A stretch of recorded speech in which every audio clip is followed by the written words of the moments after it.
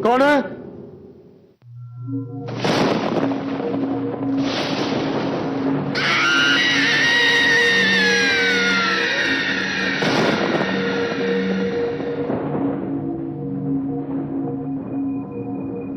कौन है?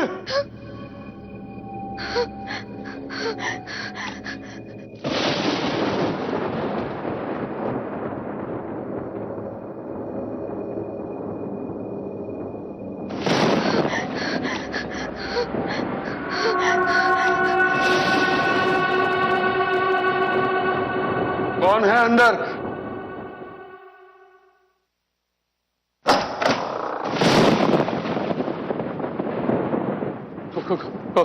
कौन?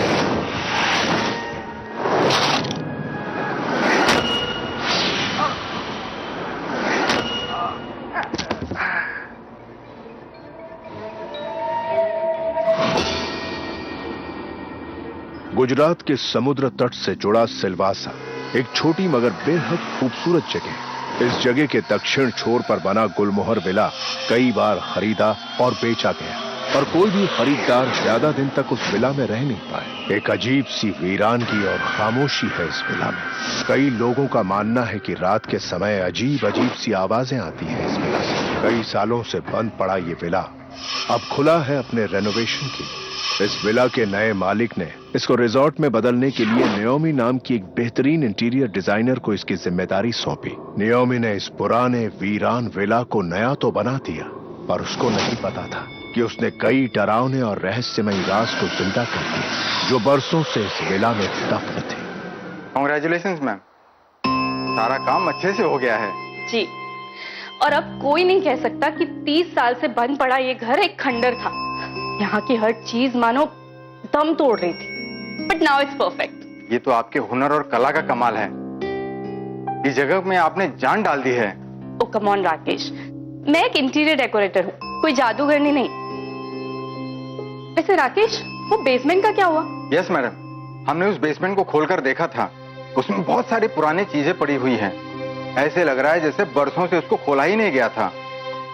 अरे हाँ मैडम, एक बात तो मैं आपको बताना ही भूल गया। उस बेसमेंट में से हमें एक पेंटिंग मिली है। राजू, हाँ साहब। जरूर पेंटिंग ले आओ, मैडम को दिखाओ भाई। हाँ, अभी दिखाता हूँ।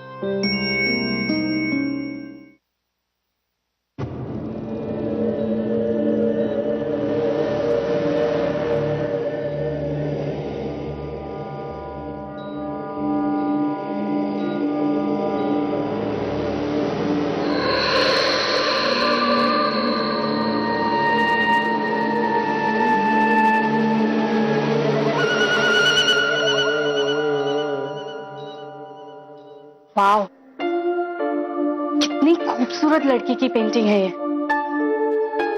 ऐसे लग रहा है जैसे किसी पेंटर ने किसी लड़की को इसमें जिंदा कर दिया हो। हाँ मैडम। वैसे मैडम, इस पेंटिंग को कहाँ लगाएं? वहीं लगा दीजिए। राजू। हाँ साहब। इस पेंटिंग को उस दीवार पे लगा दो भाई। अभी टांगता हूँ साहब। एरिक सर जब ये पेंटिंग देखेंगे तो बहुत खुश होंगे। जी, वो तो है, उन्हें पेंटिंग का इतना शौक जो है।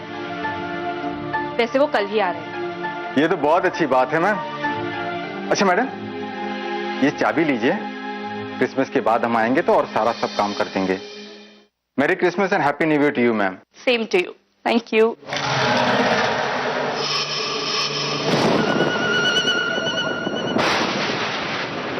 अरे ये अचानक मौसम को क्या हो गया?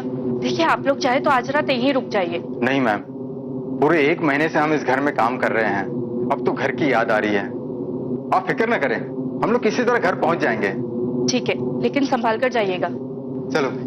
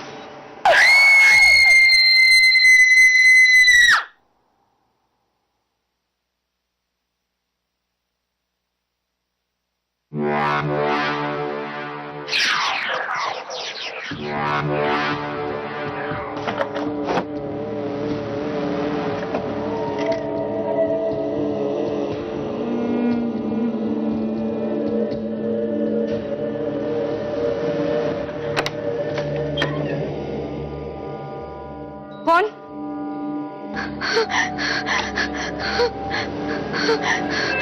कौन है वहां पर?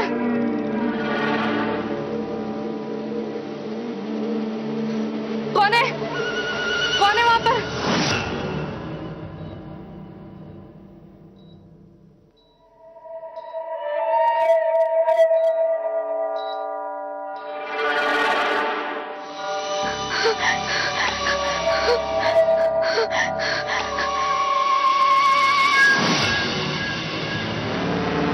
कौन? कौन है वहां पर?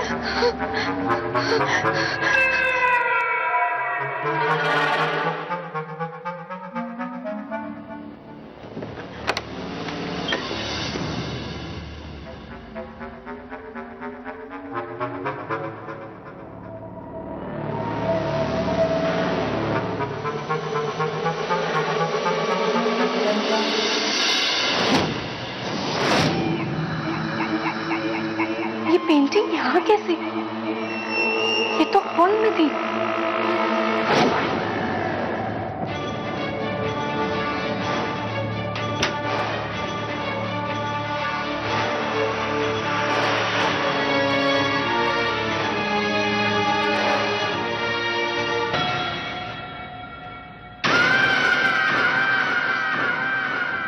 ये कैसे हो सकता है? कहीं ये सब मेरा वहम तो नहीं है?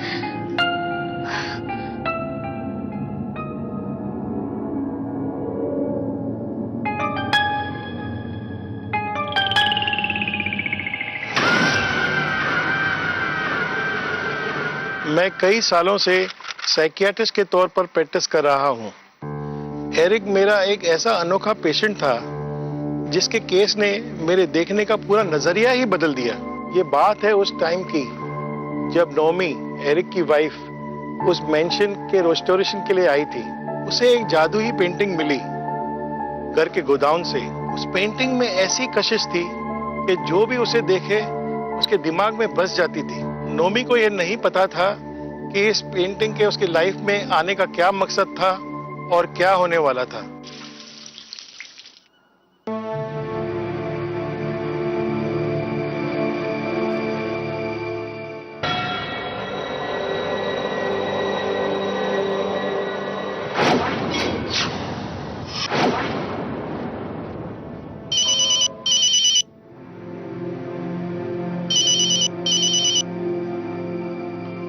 एरिक, कहाँ पहुंचे तुम? I'm on my way. बस 1 घंटे में पहुंच जाऊंगा स्वीटहार्ट। अच्छा, मैंने तुम्हारी फेवरेट शैंपियन भी ले लिया। एंड अगर तुम्हें अपने क्रिसमस डेकोरेशन के लिए कुछ चाहिए तो बता दो, मैं यहीं से लेता आऊंगा। नहीं बाबा, मुझे कुछ नहीं चाहिए। तुम जल्दी से यहाँ आ जाओ। मुझे यहाँ अकेले कुछ अजीब सा लग रहा है। क्यों, क्या हुआ? ऐसी कोई खास बात नहीं है, बस तुम आ जाओ, फिर बात करते हैं। ओके? ओके।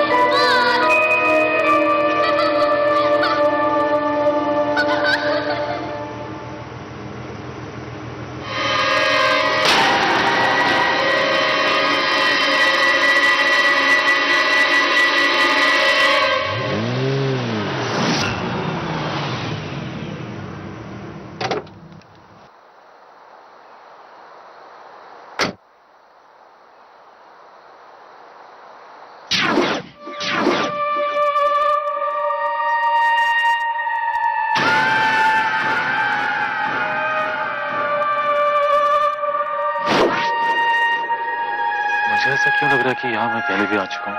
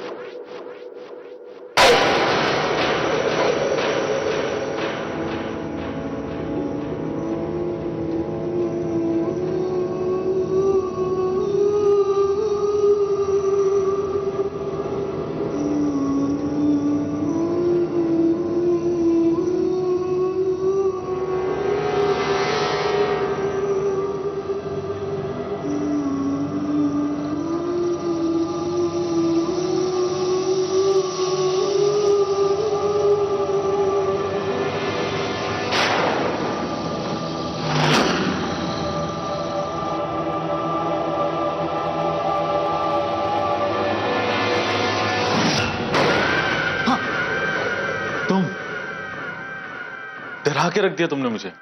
अच्छा, एरिक और डर, ये कब से हुआ? पता नहीं, जब से आया हूं अजीब सा लग रहा है। मुझे ऐसा लग रहा है कि मैं इस जगह पे पहले आ चुका हूं। और ये पेंटिंग, मुझे क्यों ऐसा लग रहा है कि मैंने इस लड़की को कहीं देखा है? एरिक, ये सब तुम्हारी इमेजिनेशन है। ऐसा लग रहा है तुम बहुत थक गए हो। नहीं, ऐसा कुछ भी नहीं है, मैं बिल्कुल ठीक हूं। खैर, anyways, here's your Christmas gift. वैसे डेकोरेशन क्वीन, तुमने घर तो काफी अच्छा सजाया, लेकिन मेरा गिफ्ट कहाँ है? And where's Christmas tree? ये सब बाद में देखेंगे, अभी तुम चलो, हमें बहुत सारी बातें करनी है। तुम फ्रेश हो जाओ और मैं खाने का इंतजाम करती हूँ। Okay okay. एरिक, हाँ, बाथरूम उस तरफ है। बाथरूम तो यहाँ है ना, मुझे पता है, यही था ना बाथरूम। हाँ, लेकिन तुम्हें कैसे पता चला? मुझे पता था, मैंने तुमसे कहा था ना। पता नहीं मुझे ऐसा क्यों लग रहा है कि मैं इस घर में पहले आ चुका हूं। बेबी, अभी चलो, ये सब बातें डिनर के बाद करेंगे।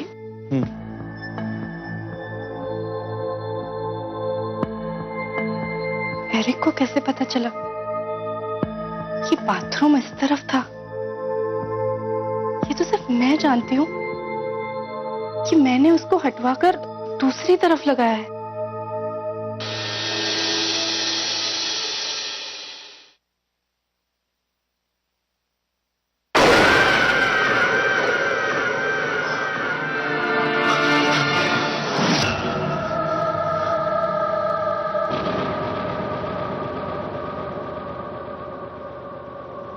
एरिक जिंदगी में पहली बार सिलवासा आया था। जैसे जैसे उसके कदम घर की तरफ बढ़ रहे थे, उसे कुछ अजीब सी यादों ने घेर लिया था। वो समझ नहीं पा रहा था कि अचानक उसके साथ ऐसा क्यों हो रहा है। पूरी तैयारी हो गई क्रिसमस की, लेकिन क्रिसमस ट्री कहाँ है? तुम्हारे मार्क्स कट गए, सॉरी। एरिक, एक्चुअली ना, मैंने तुमसे कुछ छुपाया है। मैंने क्रिसमस ट्री लाया था और अपने हाथों से उसको डेकोरेट किया था, लेकिन पता नहीं कैसे एकदम से सूख गया वो, जैसे कि 50 साल पुराना ट्री हो। अच्छा चलो, कोई बात नहीं, मैं कल जाके एक नया क्रिसमस ट्री ले आऊंगा और उसे हम मिलके सजाएंगे। And it's gonna be very beautiful. Okay, अभी सेलिब्रेट करते हैं।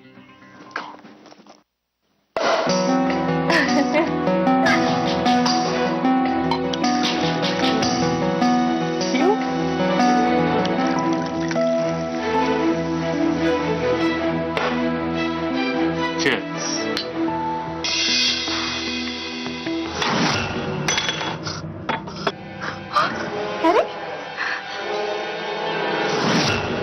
बर्थडे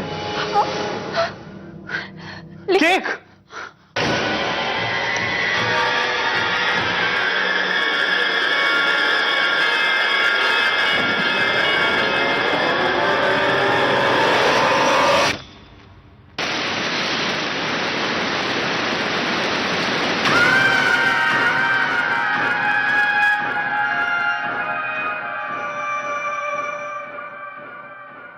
एरिक, सच बताओ, कहीं तुमने तो कोई मजाक नहीं किया? वो शैंपेन। मैं ऐसा मजाक क्यों करूंगा? And that too on Christmas Eve। तुमने केक को देखा? वो तो तुमने फ्रेश बनाया था ना? एंड वो क्रिसमस ट्री पूरा सूख गया। जब से मैं इस घर में आया मुझे अजीब सा लग रहा है। शायद कुछ तो गड़बड़ है। ऐसा तो नहीं कि तुम मुझसे कुछ छुपा रही हो? एरिक, सच बताऊं तो मुझे पहले कभी ऐसा कुछ नहीं लगा, लेकिन कल रात से कुछ अजीब सा हो रहा है इस घर में। वो जो पेंटिंग है ना हॉल में, वो उस दिन रात को मुझे बेसमेंट में मिली थी, और जब मैं वापस हॉल में आ रही थी तो वो पेंटिंग वहीं पर लगी हुई थी। पहले मुझे लगा कि मेरा ही वहम है, लेकिन अब लगता है कि जरूर उसमें भी कोई बात है। एक काम करते हैं, अभी सो जाते हैं, कल सुबह देखते हैं। सो जाओ।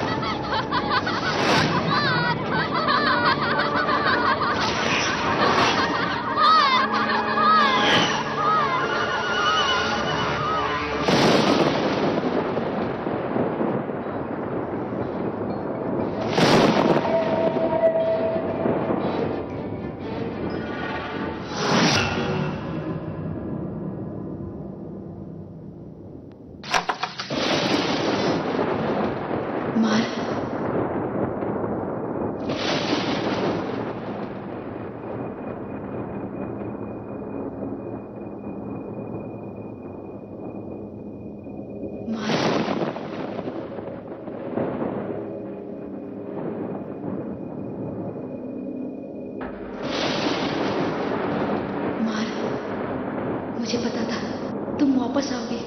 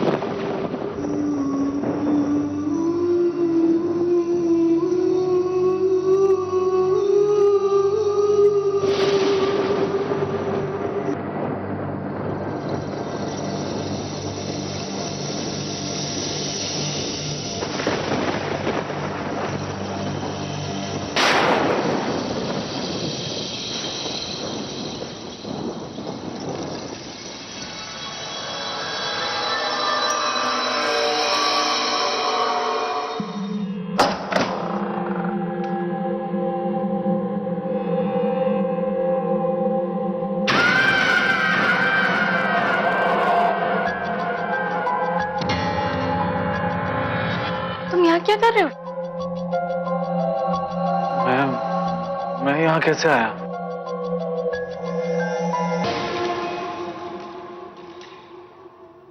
अगली रात फिर एरिक के दिलो दिमाग में हलचल होने लगी। उस आत्मा ने फिर से उसे अपने जाल में फंसा लिया था। वो नॉमी को छोड़कर अकेला निकल पड़ा था, लेकिन इस बार जो होने वाला था उसकी कल्पना न एरिक ने की थी न नॉमी ने।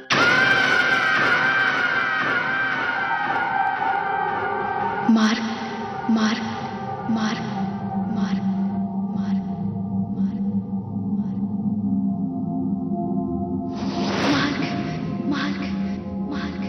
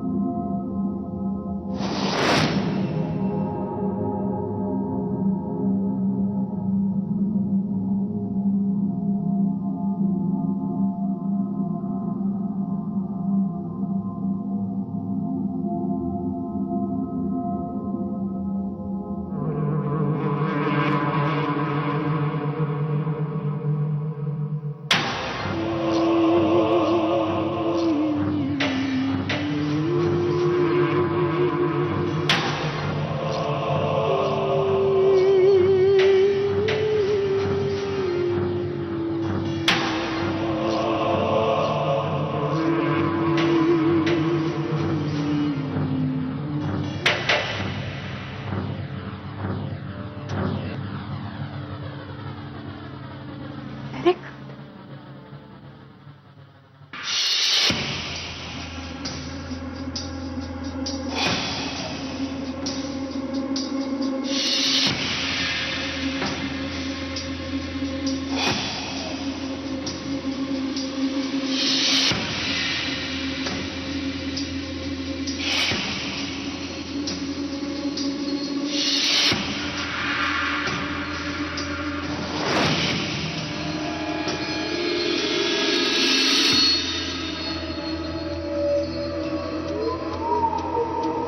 एरिक,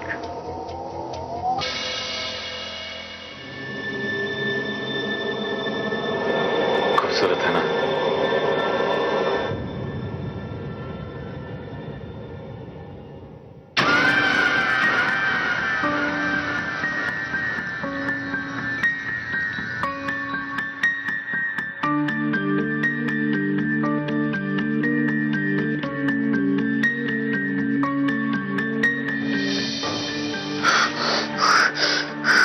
क्या हुआ एरिक?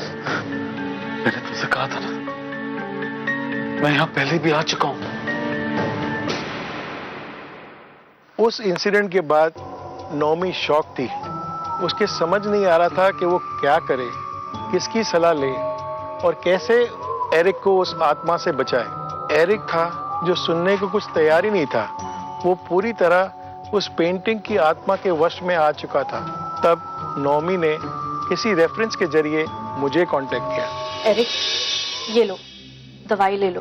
मैंने डॉक्टर से बात की है, वो शहर में रहते हैं और कल सुबह तक नहीं आ पाएंगे। तुम बेकार परेशान हो रही हो। कुछ नहीं हुआ मुझे, मैं ठीक हूँ।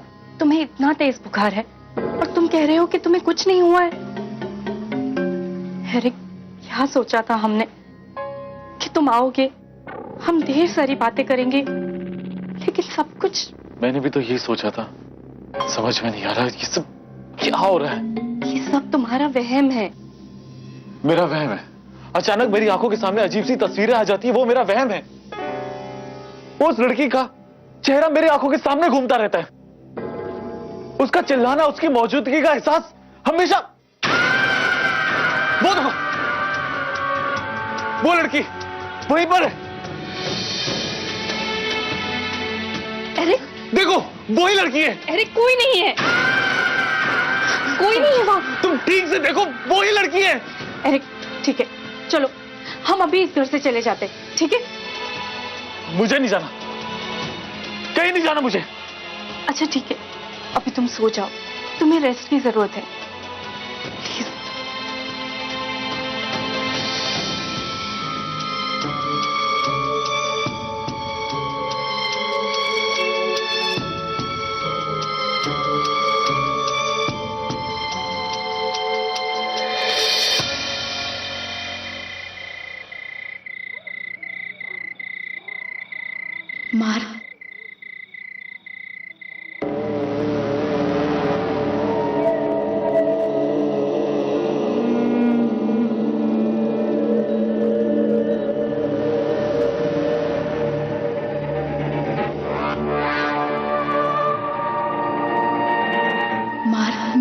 आ जाओ।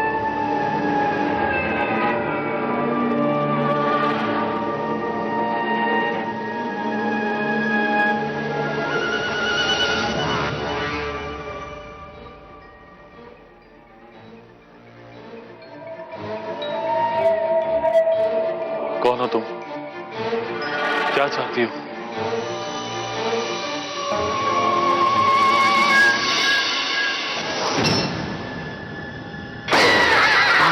हाँ? छोड़ो! छोड़ो!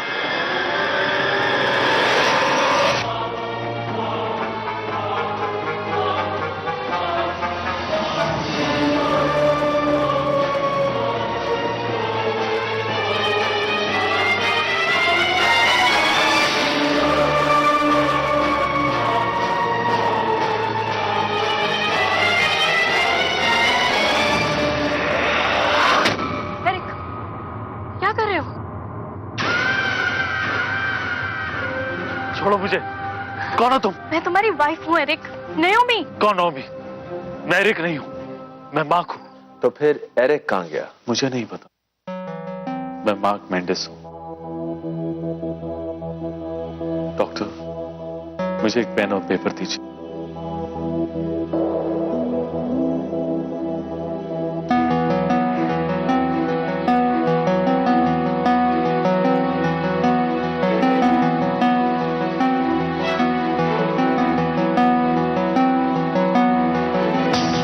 ये मेरे सिग्नेचर।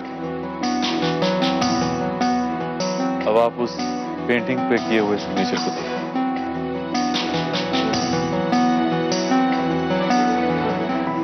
दोनों सेम है। ठीक है, अब तुम मार्क हो या एरिक, इसका पता भी चल जाएगा।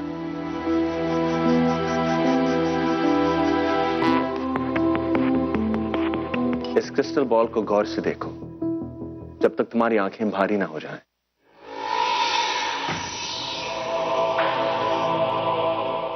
अब धीरे धीरे अपनी आंखें बंद कर लो। अब तुम्हारी आंखें भारी हो रही हैं। अब धीरे धीरे तुम्हें कुछ महसूस हो रहा है। कौन हो तुम? I am mark Mendis. Mark Mendis, अपने बारे में कुछ बताओ। I am a painter. 28 नवंबर 1960 इस दिन मैं इस घर में आया।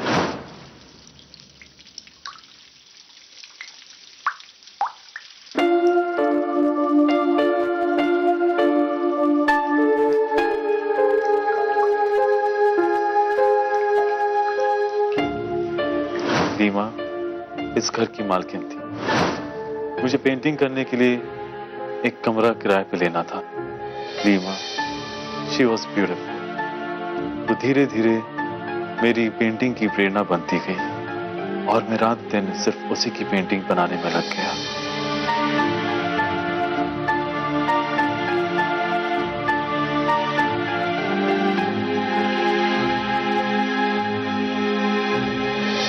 धीरे धीरे हमें एक दूसरे से प्यार हो गया। ऐसा प्यार जहां ना जिंदगी का डर ना मौत का। लेकिन लीमा को पाना इतना आसान नहीं था। लीमा का एक सौतेला भाई था, वॉल्टर, जो अपनी पत्नी कैटी के साथ इसी घर में रहता था। वो लीमा को खुलकर जीने नहीं देता था। इस घर के अधिकार को लेकर रोज लड़ाई होने लगी। ये घर मेरा है, मैं क्यों साइन करूं इस पेपर पर? तो क्या वॉल्टर तुम्हारा भाई नहीं है? मैं तुम्हारी भाभी नहीं हूँ? लीगली घर बेटे का होता है। वॉल्टर मेरा स्टेप ब्रदर है और ये घर मेरे नाना ने मेरी मम्मा को दिया था। इस घर से आपका और वॉल्टर का कोई लेना देना नहीं है। आप लोग अभी और इसी वक्त इस घर से बाहर निकल जाओ। अब मैं आप लोगों की और मार नहीं खा सकती हूँ। लीमा माय स्टेप सिस्टर, इतनी आसानी से तो हम घर से जाने वाले नहीं हैं। और आगे जाके तुम देखती जाओगी मैं तुम्हारा क्या हासिल करता हूँ। Let's go.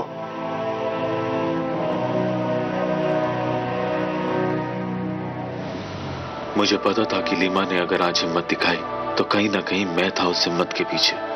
इसके बाद हम दोनों का रिश्ता और भी गहरा होता चला गया। मैंने लीमा को क्रिसमस गिफ्ट के तौर पे अपनी कला का सबसे बड़ा तोहफा देना चाहा।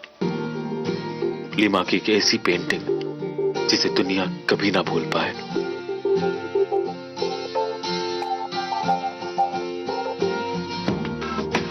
और मैं लीमा को लेकर रात दिन उस पेंटिंग को अपने उस कमरे में बनाने लग गया।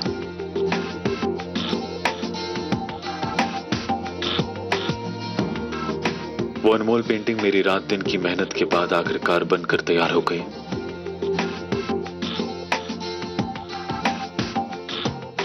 मैं आने वाली क्रिसमस में उस पेंटिंग को लीमा को गिफ्ट करना चाहता था, लेकिन शायद किस्मत ने उसकी कोई और ही तस्वीर बना रखी थी।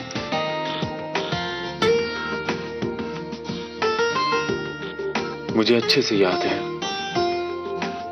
उस क्रिसमस ईव पर मैं उस पेंटिंग को पहली बार लीमा को दिखाना चाहता था। लीमा ने उस कमरे में ही क्रिसमस ट्री को बड़े प्यार से सजाया था। हमारे प्यार की सबसे बड़ी रात थी वो। लीमा बहुत खुश थी, इतनी कि जब उसने वो पेंटिंग देखी तो खुशी के मारे रो पड़ी।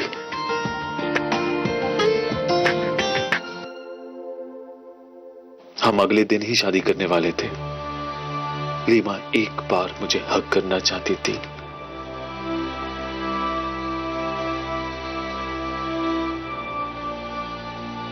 पर मैं उसको उसी हालत में छोड़कर चला गया, इतनी दूर कि जाकर भी उसके पास ना पहुंच सका।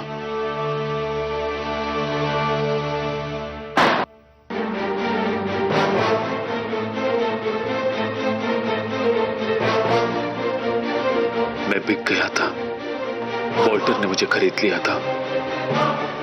मैंने अपनी कला और अपने प्यार को बेच दिया था।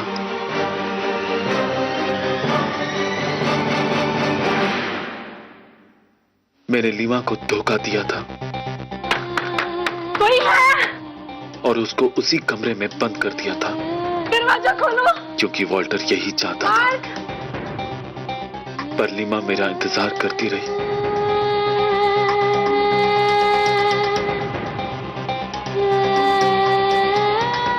महीनों भूखी प्यासी वो उसी पेंटिंग को देखती और मेरा इंतजार करती। दिन बीत गए और उसकी हालत और भी ज्यादा खराब होती गई।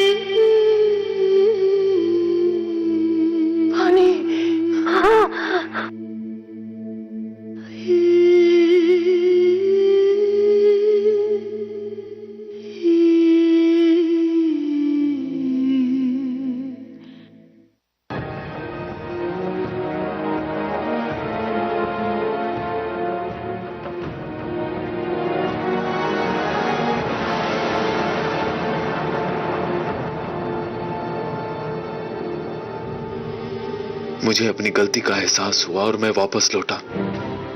मैंने वो सारे पैसे वॉल्टर के मुंह पर मार दिए और जैसे ही उस कमरे में पहुंचा तो लीमा मर चुकी थी और उस पेंटिंग से आंसू बह रहे थे। लीमा की आत्मा मुझे हमेशा सताती थी। उसने वॉल्टर और उसकी बीवी कैटी को भी मार दिया था।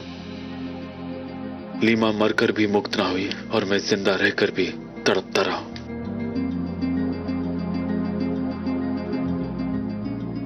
मरने से पहले मैंने जीसस के सामने कन्फेशन किया था।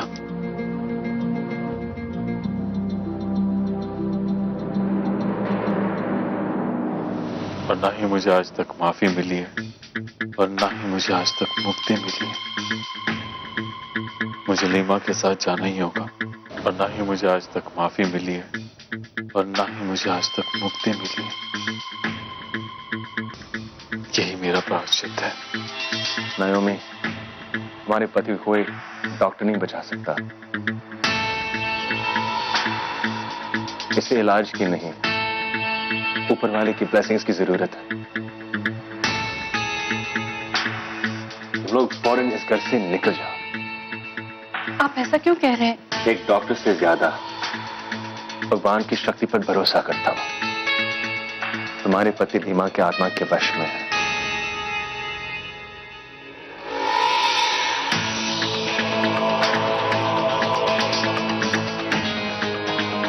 ये क्रॉस तुम्हारे पति को मार्ग बनने से बचा सकती है, क्योंकि ये अपनी पिछली जिंदगी में वापस लौट गया, तुम कभी इसे हासिल नहीं कर पाओ।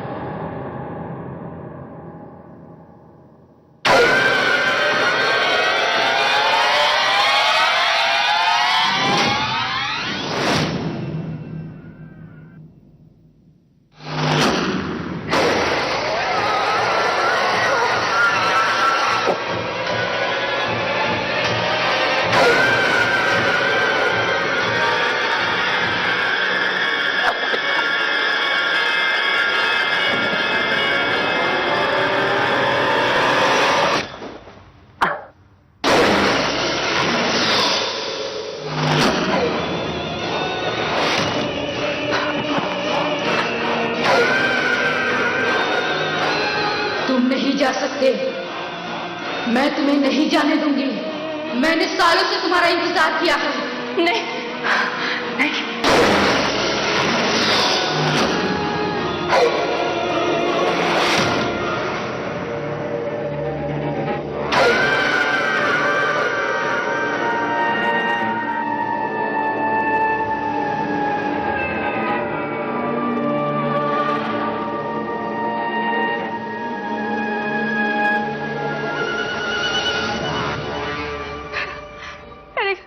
एरिक मत जाओ। देखो एरिक, वो तुम्हारा पास्ट है। एरिक, एरिक, मैं तुम्हारा प्रेजेंट हूँ, तुम्हारी वाइफ। Eric, Eric.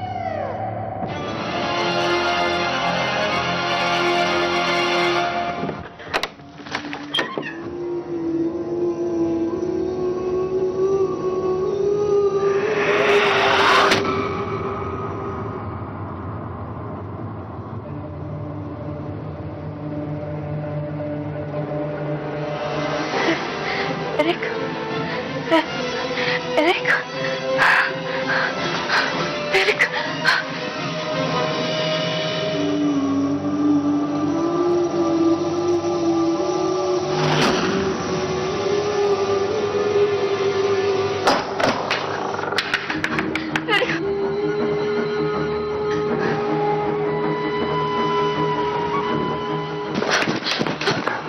जाना हमें अपने पति की जान बचा लो। मुझे ये जमीन पर पड़ा मिला, मेरी जान इसी ने बचाई, लेकिन अब मुझसे ज्यादा तुम्हें जरूरत है। जाओ, जाओ।